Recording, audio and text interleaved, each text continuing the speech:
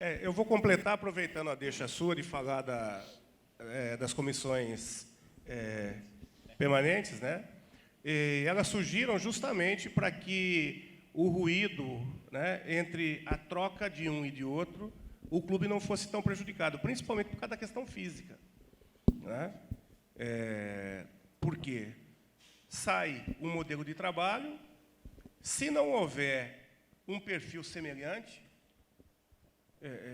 essa troca pode causar aí um problema bastante importante nessa troca, né? Então, esses profissionais são responsáveis pela manutenção de um nível mínimo aí de condição, né, de condução nessa ponte entre a troca de A e de B.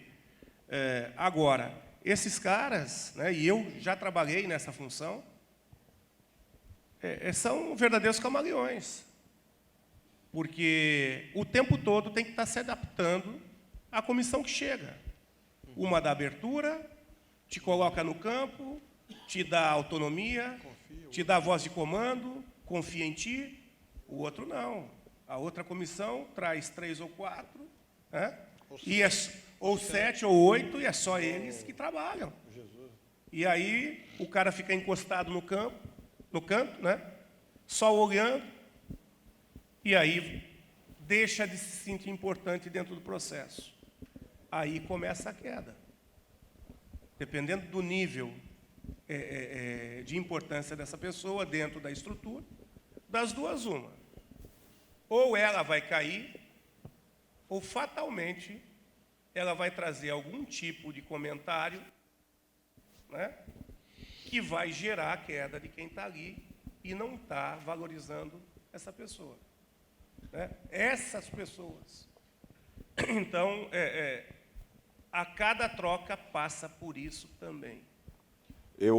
Essa coisa da comissão técnica permanente, eu acho que isso é um assunto que dá um caldo bom, porque, para mim, não tem nem santo nem pecador. O que você tem que avaliar, na minha concepção, é o profissional. Então, eu já dirigi bastante equipes na minha vida, né? Acho que em torno aí de 20 equipes, e peguei em clubes profissionais da casa, exemplares, né? E quem me conhece 10% sabe que eu não sou de nem confete nem puxa-saco. Esse aqui era um deles, né? Foi um dos pouquíssimos clubes que eu dirigi sem levar meu preparador físico, porque, para o meu conceito de jogo, o preparador físico é fundamental, porque, enfim, o meu modelo de jogo não é o tema aqui. Mas, por outro lado, Guto e Moacir, eu tenho verdadeira ojeriza, alergia à zona de conforto. E, muitas vezes, infelizmente, isso acontece. Infelizmente, isso acontece. Então, o que é que acontece? Você tem lá alguns profissionais que, ao longo de 2 temporadas, passaram 7 comissões técnicas, caíram 7 treinadores. Não acontece nada com eles. Não acontece absolutamente nada com eles. Então, eu acho que isso também não é legal. O que tem que ser avaliado, volto a dizer, é o profissional, é a capacidade do profissional. Porque, do mesmo jeito que nós temos bons treinadores e maus treinadores, bons advogados e maus advogados, nós temos também comissão permanente ativa e temos também comissão permanente, que é uma zona de conforto. Os caras não estão nem aí, velho, estão nem aí. Para você, né, para o cara pegar um cone, pegar um negócio ali depois do treino, é um sacrifício. Então, eu gosto muito de analisar. E só para concluir aquela questão da relação do atleta ainda, mudou muito, gente, o jogo de interesse por trás de cada atleta. De hoje, né, e isso vai continuar, eu acho que isso não tem volta, não tem volta, e a tendência para nós, treinadores, é só piorar do que era no futebol alguns anos atrás, certo? Hoje, você contrata um jogador, o jogador está nos seus planos, o jogador vai te ajudar, é um cara comprometido, é um cara de grupo, etc. e tal, parará. Só que a equipe está encaixada e ele não está jogando, certo? Meu irmão, é empresário que faz a cabeça do cara, é empresário, isso acontece, velho, que paga, certo? Para rede social meter o pau no treinador. E, por último, o cara chega no presidente do clube, no diretor, e fala assim, eu arrumei um clube para tal jogador e eu quero tirar ele daqui, porque aqui ele não vai jogar com esse treinador e lá ele vai jogar. Então, velho, todo mundo, eu estava vendo aqui o Foot Talk, né? Como era o nome do personagem? Pedro, quer ser treinador? Pedro, você não sabe onde você está se metendo, meu irmão. E, em cima disso, Roberto, eu tive, recentemente, mais uma vez, né, que eu costumo ir pelo menos cada 2 anos lá para fora. Tive na Alemanha em 2016, o ano passado tive Portugal e Espanha. A diferença, os conceitos de treinamento que nós desenvolvemos aqui, desenvolvido lá, igual, aqui desenvolve igual. O detalhe é que o que eles têm é respaldo, né? Existe uma disciplina e os jogadores têm que se enquadrar dentro dessa disciplina. Lá fora, empresário não apita dentro da estrutura, né? E o treinador é respeitado. Sim. Né? O treinador é respeitado. A figura do treinador lá, ele aplica a parte disciplinar do jeito que ele tem que aplicar. Aqui não. Aqui, infelizmente, o que está em jogo é o momento do atleta, é o lado comercial, não o lado esportivo. O que as pessoas não conseguem enxergar é que o lado comercial só vai atingir os valores que tu quer, né? Só vai conseguir ser realmente bom se houver o desempenho esportivo. E o desempenho esportivo, o cara tem que estar focado, ele tem que estar com uma visão de grupo, está com o nós na frente do eu. E desculpa, Ranieri, só uma deixa que o Guto deu aí e que aconteceu hoje. E não é negócio de confete, não, tá? Eu estava hoje, pela manhã, fiquei em casa para ver se recuperava melhor a garganta, e fiquei assistindo tudo que é programa esportivo. E no canal... Pode falar canal? Pode falar TV, né? Estava uma reportagem... Pode falar? Pode, né? Ou não pode? Pode ou não pode? Né? Sua emissora é parceira aqui do negócio. Vamos lá. Na Band estava uma reportagem do Jorge Jesus. Guto, o treino que o Jorge estava fazendo, eu tinha feito ontem no ABC. Exatamente igual. Quando eu chego para a reunião com a comissão técnica, está ali presente o Senna e o Rogério, eu fui direto no quarto deles e disse, porra, o treino que a gente fez ontem, coincidentemente, os dois tinham visto a matéria e era o que eles estavam comentando. Então, eu falei no início e agora, mais uma vez, corroboro com o Guto. Treinador brasileiro hoje, velho, não deve nada. A diferença é o respaldo, que é muito grande, e o respeito.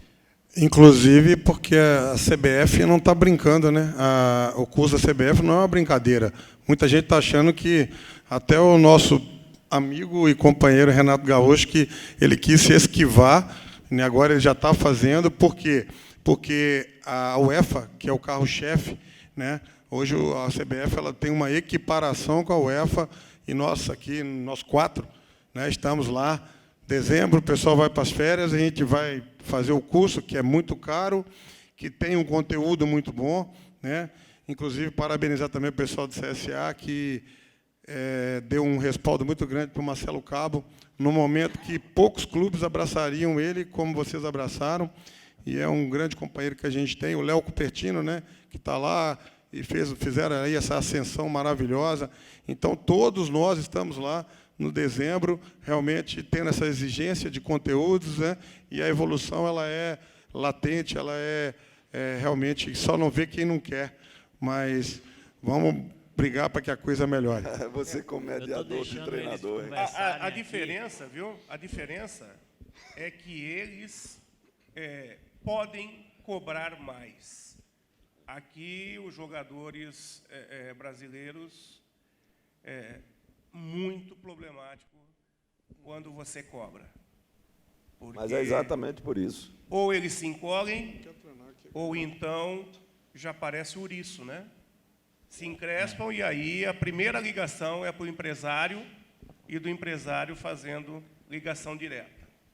Gente, eu estou deixando eles falarem, mas se vocês fizeram um link com a mesa, já se falou de gerenciamento de atleta, gerenciamento de comissão técnica permanente, então tudo isso faz parte do processo do gerenciamento que o treinador tem que fazer. Né, e sua opinião, Ranieri? No seu dia a dia. Não, eu estou só mediando, senão vai tomar muito tempo. Vamos lá. O professor Moacir tocou um pouquinho no assunto sobre o que eu vou perguntar agora.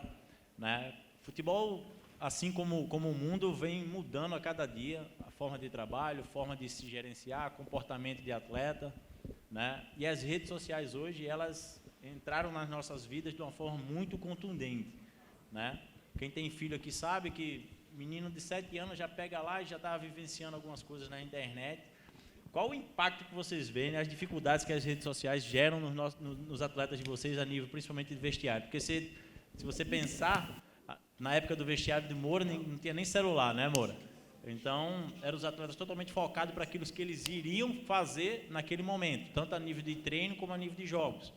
Né? Hoje não, hoje você entra no vestiário, está lá a maioria deles com o celular na mão, passando alguma mensagem, recebendo alguma mensagem, lendo alguma coisa positiva, lendo alguma coisa voltada para o jogo, ou coisas que não tem nada a ver com o jogo. Secador, gel, lubrificante, né? Tudo isso aí. Então, de forma mais rápida e incisiva, o que é que vocês acham que as redes sociais estão provocando nesse gerenciamento? O que é que ela atrapalha ou ela beneficia? Vocês conseguem tirar alguma coisa de benefício dela? Não, eu acho que até tem algumas situações que auxiliam, né? Por exemplo, o uso para informação, né? Mas o problema é que não fica só nisso, né? O problema é o tempo todo estar usando daquilo para fazer a mídia pessoal, muitas vezes se pronunciando de forma errada, por mais que você tente controlar, que a assessoria de imprensa tente controlar, dizendo palavras indevidas, provocando situações que acabam gerando ruídos dentro do dia a dia, né, do seu dia a dia. E foco, né? Foco. Quando eu cheguei num clube daqui do Nordeste, não vou dizer o qual, né? Eu já trabalhei em 4. Tinha um determinado jogador, um dos maiores salários do clube, se não o maior salário do clube. O pessoal dizia que, no intervalo, ele pegava o celular, o treinador acabava de falar com ele, ele pegava o celular e já ia acionar para conversar com a namorada ou com a esposa, sei lá, porque estava vivendo um momento psicológico não muito bom. Acabou não trabalhando comigo, né? Sem a mínima chance de totalmente fora, totalmente desfocado. E não tem condição de você tirar o melhor dele nessa situação. Então, a que extremo chega, né? Situação, por exemplo, você terminou a preleção no ônibus no caminho até o estádio. Não tem como você controlar, só que chega no estádio, acabou. Então, são N situações de foco, de concentração, de comunicação, que acabam levando para o lado negativo. As redes sociais atrapalham muito. Exatamente. A gente precisa de adaptar a essa evolução, né? Porém, eu vi uma foto recentemente de grupos da seleção da Argentina. Após jogo, pessoal, né, há 7, 8 anos atrás, brincando, um empurrando o outro, interagindo, dando sorriso. E agora, recentemente, a foto, cada um na sua ali, com seu telefonezinho. Não existe nenhum contato, nenhuma conversa do lado sobre o jogo, sobre aquilo. Então, assim, realmente é importante a gente se adaptar a essa evolução, mas eu não fico nunca em cima do muro. Para mim, atrapalha mais do que ajuda. Eu concordo. Se para uma partida de futebol uma das coisas fundamentais é o foco, é a concentração, a distração é o oposto, não é? A rede social, ela está me fazendo voltar, né? E a vida são ciclos, está me fazendo voltar 10 anos atrás de alguns comportamentos que eu tinha. Tipo, por exemplo, você está num baita hotel, né? Não na Série C, na Série D não, mas na Série B, na Série A, você já pega coisa boa, né, Guto? Aí, você está num baita do hotel, tem um salão enorme, com toda a estrutura para palestra. Eu não faço mais. Eu saio 20 minutos antes do que é o normal e vou dar a palestra no vestiário. Por quê? Porque, dependendo da cidade, você leva em torno de 40 a 50 minutos para chegar no estádio. E você chega no estádio por volta de 1h15 antes da partida. 1h15, 1h30 antes da partida. Tu dá uma preleção 2 horas antes do jogo, meu irmão, os caras não lembram mais nada. Porque ele nem entra no ônibus. Ele já aqui, na fila do elevador, já está todo mundo ali no celular. Né? Se aquela coisa de que a rede social aproxima quem está distante e distancia quem está perto, futebol não é um mundo paralelo, não. Futebol não é um mundo à parte, não. Está nesse mundo, está nesse contexto. Então, eu sinto muito isso aí. Né? Às vezes, vou dar um exemplo, sem citar o jogador. A fase do ABC não é nada boa, né? E na semana passada, ou retrasada, teve o aniversário de um atleta e o clube foi postar no seu Instagram. E ele disse, olha, não posta não, porque na semana passada foi o aniversário de Cicrano e os caras detonaram ele. Então, um dos maiores prejuízos, né, que a rede social ela nos traz hoje é a partir do momento que não só o jogador, tá, mas que também o próprio dirigente pauta suas decisões de acordo com o que está na rede social. Aí acabou, filho. Aí acabou. Porque o torcedor ele é passional. Estou falando mal do torcedor, mas ele é paixão. Né? Se nós formos pela cabeça do torcedor, não sei como é que vai ter final de campeão do mundo, porque todo mundo vai ser campeão do mundo. Né? Porque quer ganhar todo jogo, a todo momento, sempre. Isso todos nós queremos, mas nós temos um norte. Né? Então, se você pauta o seu trabalho pela rede social, você está morto, porque você está lidando com paixão. Na vitória, tu é Deus. Na derrota, tu é o oposto.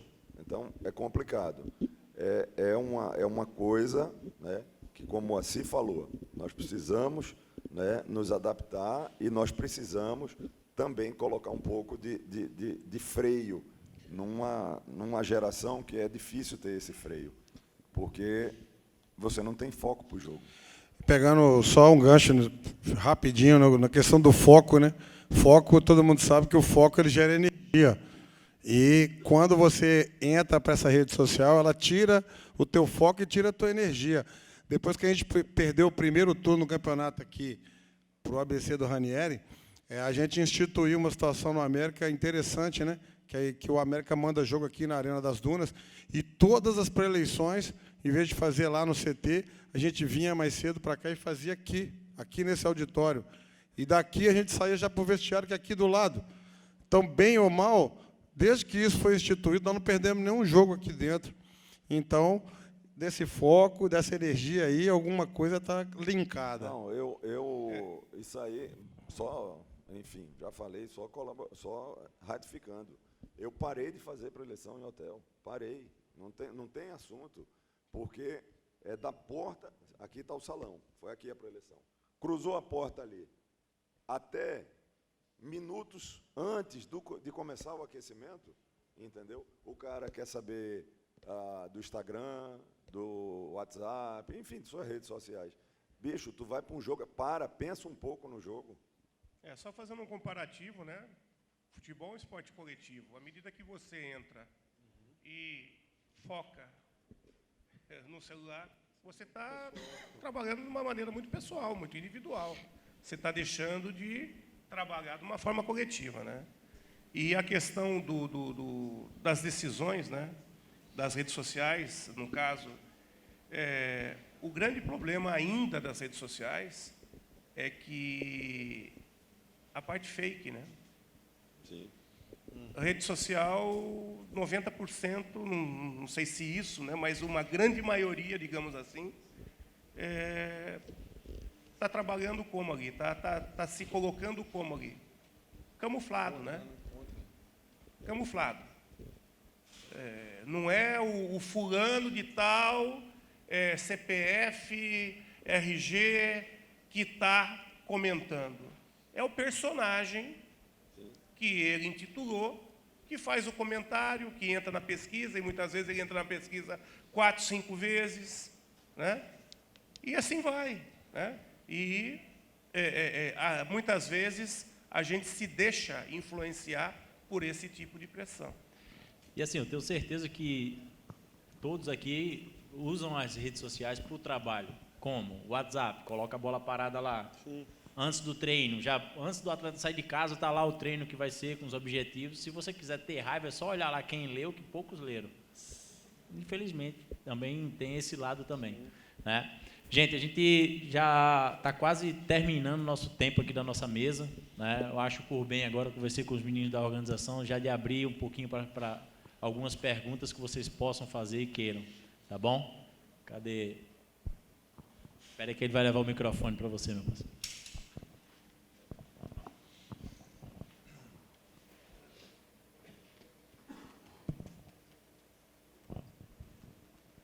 Boa noite a todos. Antes de mais nada, queria parabenizar todos os organizadores do evento, todos os treinadores pela brilhante carreira profissional.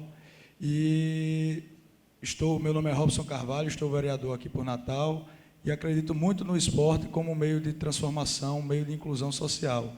Eu tenho uma pergunta breve que eu elenquei aqui, porém um pouco complexa, e que nós já havíamos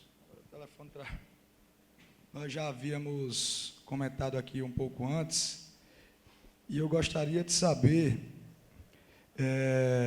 diante disso, quero perguntar a vocês qual é a principal ferramenta nos dias de hoje para manter focado no trabalho um atleta que, vindo de uma realidade mais humilde, se depara com uma rápida, e muitas vezes meteórica, escalada financeira e profissional. Bom, é uma grande dificuldade, realmente, né? A gente, ao longo dos anos, acredito que todos três aqui, né, nos deparamos com muitas situações dessas, né? E hoje, a figura do empresário, ela se torna, no momento do ápice, aí, no momento do crescimento do garoto, independente, se ele vem a maioria deles vem de um nível socioeconômico com muitas dificuldades, né? E aí, quando depara com a ascensão, com a fama, com o dinheiro, né? Normalmente, a situação ela é debandar, né? Agora, quando você tem uma estrutura, não de família, mas que esse empresário que seja uma pessoa séria e começa a ver o lado, não só o lado do financeiro, mas o lado humano desse atleta que pode ser desenvolvido, as coisas podem realmente caminhar para o lado bom. Mas, infelizmente, né, tem o tempo do contrato com o empresário. Às vezes o empresário ele está até bem intencionado, mas aí, a partir do momento que ele já está na mídia, que ele aí começa o acesso de outros empresários e de outras situações, né? Não só disso, também como a questão aí tem as marcas de produto esportivo, tem o suplemento, é muita coisa que atinge aí esse universo, né? Agora, o caminho realmente é a questão da família, né? A família está mais ao lado e tentar cercar de uma forma ou de outra para que a coisa, vindo de uma origem muito simples, né, não se perca para o lado da droga, para o lado das noites. A vida do garoto fica muito fácil, fica tudo muito acessível, né? Não só do lado econômico, mas também do lado pessoal, do lado afetivo. Então, não é fácil controlar. Uma pergunta pertinente aí, parabéns pela sua pergunta, mas que realmente ela é um universo aí que margeia essa tua pergunta aí. Também elogio pela pergunta aí. Eu acho que, indo pelo caminho de Moacir, os valores da sociedade, né? Muitas vezes você pode não ter uma estrutura familiar, mas de alguma maneira você absorveu valores familiares. Outras vezes você pode ser de uma família paupérrima, mas existem os valores dentro da tua casa. E só isso não, com quem está ao teu lado, te aconselhando, né? Esse dueto é de suma importância, porque se não houver isso, fatalmente vai seguir pelo caminho aí vai morrer na pista, né? Não vai chegar, vai se perder em cima do dinheiro. E também, né, também a condução do treinador. Também a condução do treinador. Porque a ação do treinador no dia a dia também é importante, porque ele também tem que ser um professor, um aconselhador.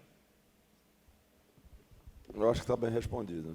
Não tem mais nada que acrescentar, não. Porque, como você bem falou, é bem complexa e trata-se de lidar com dinheiro, né? Então, você vê jogadores que jogaram num nível médio e que encerraram suas carreiras e deram seguimento às suas vidas e vivem bem. Você vê jogadores que jogaram em altíssimo rendimento, que ganharam muito mais e que morreram na miséria, né? Então, essa questão de como lidar com o dinheiro é muito particular e está dentro daquilo que já foi falado, com quem te cerca, né, com valores que você teve de família, valores que você teve da questão da educação, né? Então, esse conjunto aí, se tivesse alguma coisa a mais para acrescentar, eu voltaria num outro momento aqui do debate, quando eu falei que antigamente o treinador era muito mais responsável. Hoje, cara, quando eu treino um período só, eu coloco que os atletas cheguem no clube às 14h30. Na maioria dos lugares, os caras chegam faltando 15 minutos. Treinam.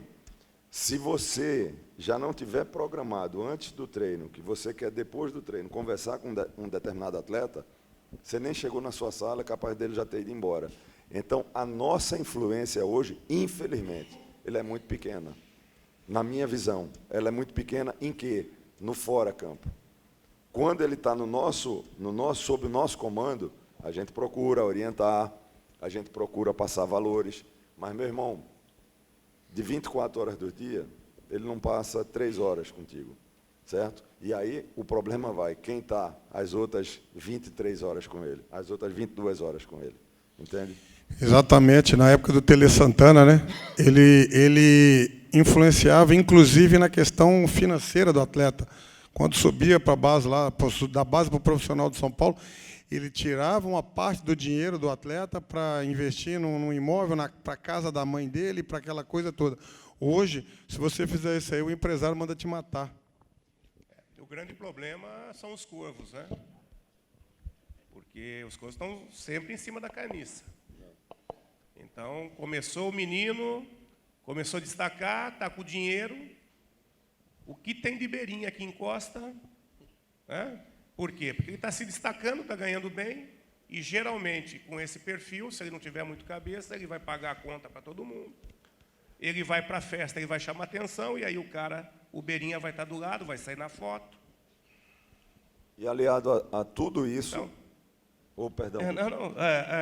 As companhias, né, quem está do lado é muito importante, porque senão você está falando uma coisa e saiu dali do treino, tem 10 falando o oposto. E eu acho que, aliado a tudo isso que foi falado, não me interprete mal, se tiver me assistindo aí algum atleta, não me interprete mal, estou aqui para esclarecer, mas aliado a tudo isso, e muitas vezes, o ganho fácil. Qual é o ganho fácil? Não é fácil a vida do atleta de futebol, mas nós vamos contar nos dedos, sem ser ganhar na Mega Sena, quem possa ter um aumento, por exemplo, de 5.000% num período de 6 meses. O cara sobe da base, né, ganha ali seus R$ 1.200, né, começa a integral profissional, graças ao trabalho dele, mérito dele, vai sendo lapidado, consegue ter uma estabilidade na equipe titular, daqui a pouco ele se destaca, faz 2 gols importantes, num jogo importante, contra um clube grande, etc. e tal. Ele vai contratado para ganhar 60 mil. Em janeiro, ele ganhava 1.200. Em junho, ele está ganhando 60 mil. Meu irmão, tudo isso aí, somado, né, a muitas vezes, a falta de valores, a baixa escolaridade e a turminha que cerca ele, meu irmão, é uma bomba relógio. Os passas, né? Última pergunta ali, a organização já está me cobrando. Boa noite, professores. Meu nome é João Vitor. Eu queria fazer uma pergunta específica para o técnico Guto, na realidade atual do trabalho dele. Voltar ao tema da confiança para gerir uma equipe. E eu queria saber, professor, como conquistar a confiança dos atletas com um clube em realidade de crise financeira. E também eu queria saber a falta de um líder, realmente, como vocês estavam debatendo há pouco. A falta que o Magrão pode fazer no vestiário do esporte, nessa volta da Série B. Bom, em relação à crise financeira é uma situação. A confiança que você vai adquirir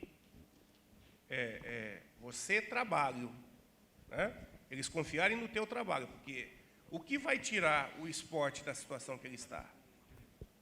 Resultado positivo. Vencer jogos, subir de divisão. À medida que vença jogos, vença campeonatos, atrair público, venda de material, atração de patrocinadores e o acúmulo financeiro para pagar suas contas.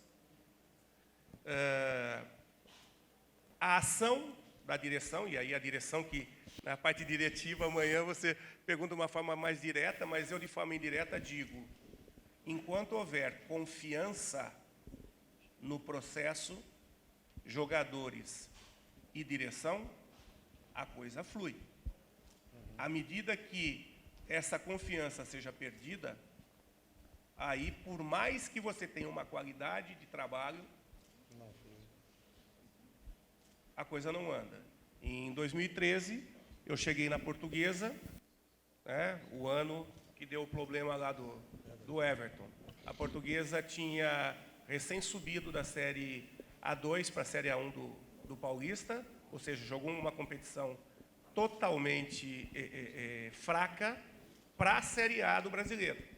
Estava na lanterna, mas era uma equipe onde tinha N jogadores experientes e que estavam sendo taxados de acabados para o futebol. 4 meses de salário atrasado. Receberam? Pouco. Só que o processo de trabalho de confiança foi treiná-los da melhor maneira possível e mostrar para eles que, se não viessem os resultados, o problema não ia ser só naquele ano. O problema seria, para o ano, eles caindo de divisão, teriam dificuldade de conseguir empregos melhores, né? De seguir na carreira no nível que eles estavam, porque estavam caindo com uma equipe. Muitos deles tinham jogadores ali até campeões mundiais, né? E o orgulho pessoal. Então, você está colocando essas situações de desafio para eles, né? Mostrando a realidade, e eles acabaram comprando a ideia, e dentro do campo nós terminamos com a 8ª melhor campanha do segundo turno e salvamos dentro do campo.